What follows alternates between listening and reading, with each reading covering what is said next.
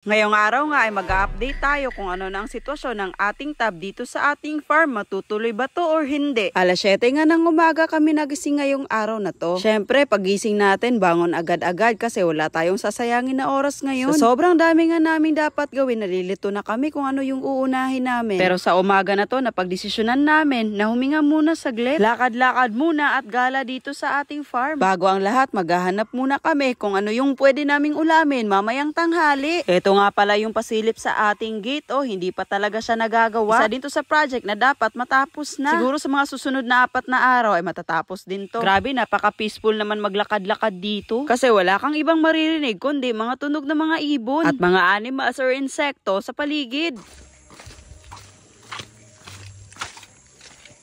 Pagdating nga namin dito, grabe pasilip-silip agad si Normie sa paligid kung may makukuha ba kami dito. Tingnan nyo naman yung liig niya, parang giraffe na sa sobrang taas. Grabe, may mga prutas pa pala dito na pwede namin kunin pero sobrang taas na, hindi na namin abot. Yung hinahanap nga namin ngayon ay hilaw na nangka. Kasi gusto namin maggulay para sana makatipid din kami kahit papano sa lunch namin. At syempre kahit tipid yan, sobrang sarap na ulam na yan. Habang pababa nga kami at palapit sa puno ng nangka, parang nadismaya si Normie kasi wala siyang nakitang bunga kahit isa.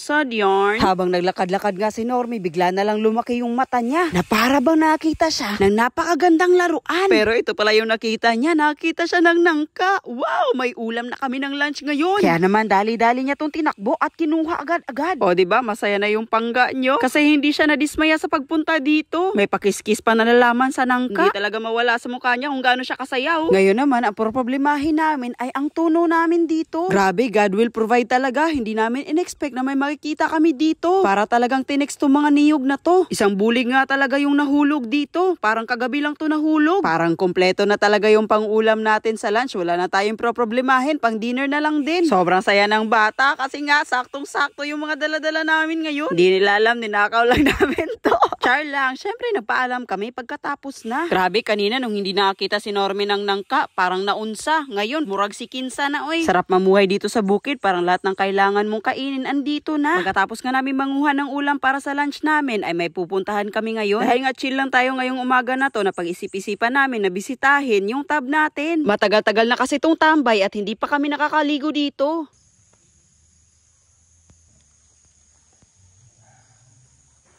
Naalala nyo pa ba yung ginawa natin na hagdanan dito at yung hawakan? As of now, tinanggal muna natin yung hawakan dito. Kasi nga, natatambayan ng tubig lalo na pag umuulan. So pag may time kami, uulitin na lang din namin at mas aayusin na namin next time. So, ipapakita na namin sa inyo mga pangga ang update sa ating tab. Let's go, yes, Mamay. Let's go.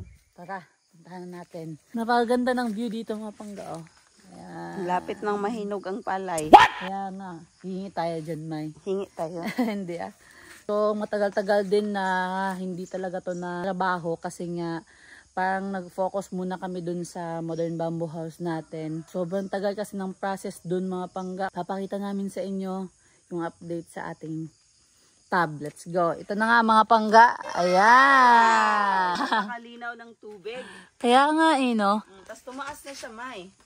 No? Kahit umaagos siya doon, maagos din siya dyan eh. Oo. Tumaas yung tubig. Pero pag natapos to mga pangga, sobrang ganda talaga nito. So hanggang dibdib ko yan siya dyan mga pangga kapag tatayo tayo dyan. So perfect talaga siya kapag gusto mo mag-swimming, gusto mo mag-relax, ganun. Dyan kasi yung source niya mga pangga, ayan oh. Yan yung tubo last time. Yes. Na ginawa namin ng mini tub. Oo. So ito yung semento na part dito. Sinira na siya kasi ito yung magsusupply ng tubig dito sa tub natin. Yes. So dalawa yung purpose kasi dito eh. Pag kunwari naligo kami dito, gagamit kami ng mga sabon, mga ganyan, dito yung outlet namin. Pero pag walang gumagamit dito, may outlet yan siya papuntang fish pond natin. Yes. Ayan yung fish pond natin mga pangga. May isang problema kami dito pag matatapos na tong tub natin. Kaya nga tignan nyo naman oh, ang daming dahon. Ano kaya dapat gawin dito, no? Daming Hindi ko din dahon. alam mga pangga. So, ano kaya mga pangga? Suggest naman kayo kung ano yung magandang gawin dito para hindi pupunta yung dahon ng bamboo dito sa mismong tab natin. Kasi tignan nyo naman, oh, sobrang dami talaga. Ayan. Nakakalito, no? Kasi nilagay namin dito para may bamboo na design. Oo. Tapos yung problema naman ngayon, yung mga dahon ng bamboo. Yes. So, kami lang din naghahanap ng problema sa sarili namin. Pero if ever may mga suggestions sila, May, no? Yes. O, comment naman sila. But initial na plan namin is, ano nga yun, May? Hindi ko alam eh. Hindi ko pa nga alam talaga kung anong gagawin dito. Kasi nalilito pa ako. Magulo pa yung utak ko dahil sa mga nangyayari dito sa farm natin. Siguro, depende sa mga pangan natin. Kung mga comment tayo na basa na maganda naman dito sa pinapagawa natin na tab, di why not? Gawin Alam natin. ko na. Ano? Dito na lang yung mga isda. Ha? Ayoko. Buang ko. Oh, fish pond. Hindi talain. Dito na lang yung mga isda, May. Ayoko. Ayaw mo? Ayan. Mga goldfish na lang dito. No. Ha? Gusto ko maligo dyan. Goldfish na lang. Ayoko. Para wala ka nang problemahin. Kahit hindi mo tapusin yan, pwede na yan tambayan ng goldfish ba? Ayaw mo. Ha? Wag. Ano? Ano ka ba? Okay na. No. Goldfish na lang, oh. No. Malaki siya talaga. Malaking tab. Dito yung hinuhulog yung mga graba last time, oh. May baba ka nga, May. Hindi, ayoko. Sige na. No. Baba ka nga. Para masubukan mo din. At least ikaw yung una nakababad dyan. Sabihin mo na, kwento mo na lang yan. So na ako una nakababa dyan. Tignan natin kung gaano ba kataas tong tab na to.